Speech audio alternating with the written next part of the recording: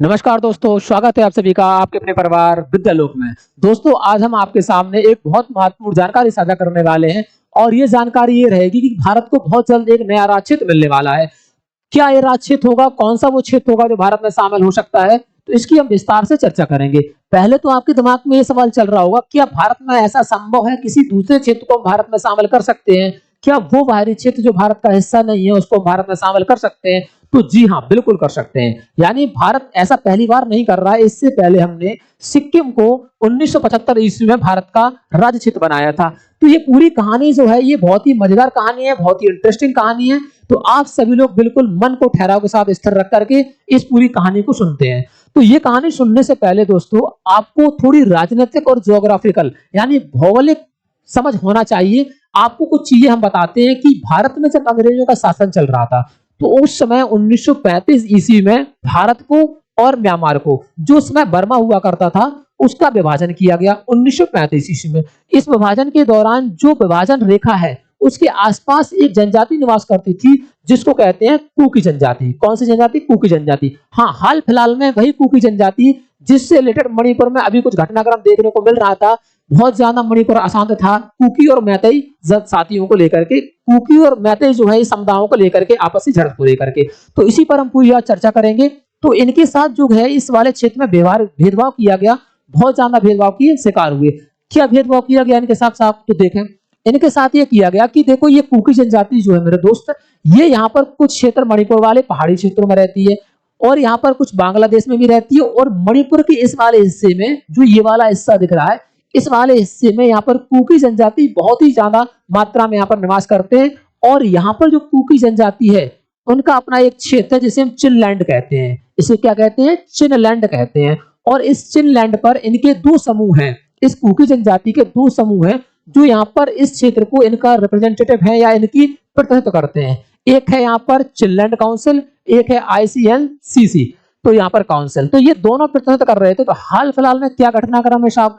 तो घटनाक्रम ये रहा है कि इससे पहले आपको कुछ चीजें और बता देते हैं कि घटनाक्रम ये रहा है कि वर्तमान में मणिपुर के जो राज्यपाल हैं जो अजय भल्ला हैं, जो आपको पता है कि भारत के गृह सचिव के पद पर रह चुके, बहुत ही महत्वपूर्ण पद होता है गृह सचिव का। इससे समय पर मिजोरम के जो CM है वो लालदोमा है, जो एक पूर्व IPS है, पूर्व IPS रह चुके हैं। इसके साथ साथ मिजोरम के ही राज्यपाल हैं BK सिंह, जो भारत सरकार में बहुत ही प्रमुख मंत्री पद पर काम कर चुके हैं। तो अभी हाल फिलहाल में घटनाक्रम ये हुआ है कि इस वाले पर जो दो गुट समूह काम करते हैं, यहाँ पर दो समूह काम करते हैं, एक चिनलैंड काउंसिल, एक ICNCC काउंसिल। इन दोनों से ये कहा गया कि देखो साहब, आप सब एक हो जाओ। क्या हो जाओ? एक हो जाओ। और एक करके हम तुम्हें यहाँ पर प्रतिनिधित्व दे देते हैं। यानी आप सभी मिलकर के अलग अलग भागों में नहीं बटिए, दो भागों में नहीं, कई सारे टुकड़ों में नहीं बटिए, आप एक होकर के अपना प्रतिनिधित्व करिए। तो यहाँ पर काउंसिल क्या है कि यहाँ पर जो चिन समुदाय रहता है, पूरा चिनलैंड है, ये पूरा चिनलैंड है जहाँ पर कुकी जनजाति रहती है। अपना यहाँ पर क्या है इनकी एक नेशनल आर्मी में, जिसको हम चिन नेशनल आर्मी भी कहते हैं। तो यहाँ पर क्या किया गया, इन सारे समुदायों को इकट्ठा करके इन पर एक मर्जर साइन कराया गया। इनसे एक अस्थायी मर्जर साइन कराया गया। जो मिजोरम के CM है उनकी उपस्थिति में और कुछ स्थानीय रिप्रेजेंटेटिव की स्थिति में इनके कैंपों में जाकर के मर्जर साइन को कराया गया। और ये कहा गया कि देखो, हम तुम्हारी बात तो सुन लेंगे, लेकिन उसके लिए तुम अलग अलग टुकड़ों में आकर हमसे बात करोगे तो वो बात थोड़ी ज्यादा प्रभावशाली नहीं रहेगी। आप सब मिलकर के एक हो जाइए। यहाँ पर जो चिन समुदाय रहता है, ये पूरा चिन समुदाय लोकतंत्र समर्थक है और एक तरह से यहाँ पर ये सारे चिन समुदाय एक तरह से कुकी जनजाति से रिलेटेड है। और कुकी जनजाति जो है वो ईसाई धर्म को फॉलो करती है। तो यहाँ पर ये कहानी है कि इनसे कहा गया कि तुम सब मिलकर के अलग अलग करके ना, अलग अलग स्थितियों में नहीं आइए, आप सभी मिलकर के एक साथ हमसे बात रखिए तो तुम्हारी समस्या का कुछ समाधान हम कर सकते हैं। तो उनका पूरा समस्या का समाधान ये निकल रहा है कि इनको मिलाकर के क्यों ना हम एक क्षेत्र दे दें, एक राज्य क्षेत्र बना दें। तो उसी से रिलेटेड ये सब खबर है पूरी। तो भारत सरकार इस तरह से विचार कर रही है, ऐसी बातें रखी जा रही हैं, ऐसे प्रयास लगाए जा रहे हैं कि यहाँ पर इनको एक क्षेत्र दे दिया जाएगा, या तो इन सभी को उठा करके मणिपुर में शिफ्ट कर दिया जाएगा, या फिर इस वाले क्षेत्र को पूरा कैप्चर करके एक नया राज्य बनाया जाएगा जिसको हम ग्रेटर मिजोरम के नाम से भी जानेंगे, जो इनका एक विशेष प्रकार से क्षेत्र होगा। अब साहब इससे होगा क्या? अगर ऐसा हम करते हैं तो क्या होगा? तो देखो, भारत का एक तो राज्य क्षेत्र विस्तार बढ़ेगा, जो नॉर्थ ईस्ट भारत है यहाँ पर विस्तार क्षेत्र बढ़ेगा। और यहाँ पर ही बांग्लादेश में ये वाला जो क्षेत्र देख रहे होगे, यहाँ पर एक चकमा जनजाति रहती है, एक जनजाति रहती है चकमा। तो ये चकमा जनजाति जो है हिंदू धर्म को संबंधित है, यानी हिंदू धर्म को फॉलो करती है।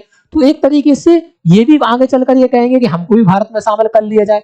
तो एक तरीके से ऐसे कयास लगाए जा रहे हैं कि इन सबको एक करके क्यों ना इनका एक क्षेत्र दे दिया जाए, जिससे कि अपना वहां पर इनका स्थान हो। अब ऐसा करने से होगा क्या? ऐसा करने से ये होगा कि जो एक तरह से कुकी जनजाति के लोग हैं, अगर इनको अलग अलग कर दिया गया तो ये अलग अलग अभी बटे हुए हैं, तो एक साथ जब इकट्ठे एक साथ हो जाएंगे तो इनको एक तरह से इनका प्रतिशत इकट्ठा हो जाएगा और ये सभी आपस में अपने समुदाय के साथ मिलकर के रहने लगेंगे। और अगर ये भारत में शामिल हो जाते हैं तो इनको क्या होगा, एक पहचान भी मिल जाएगी। और जहां जहां विश्व में अनेक संगठनों के द्वारा इनको नकारा जा रहा था, उसको एक पहचान मिल जाएगी, इंडियन की पहचान या भारतीय की पहचान, और भारत की नागरिकता भी मिल जाएगी। इसके साथ साथ भारत का विस्तार क्षेत्र भी हो जाएगा, यानी भारत का जो क्षेत्र का विस्तार हो जाएगा। इसके साथ साथ भारत का आर्मी कैंप भी बढ़ेगा, आर्मी यहाँ पर डिप्लॉय होगी। और साथ साथ में अगर इस वाले क्षेत्र को भी शामिल कर लिया गया तो भारत का विस्तार क्षेत्र और ज्यादा हो जाएगा नॉर्थ ईस्ट का, और नॉर्थ ईस्ट क्या होगा, मजबूत होगा, भारत के क्षेत्र में विस्तार होगा।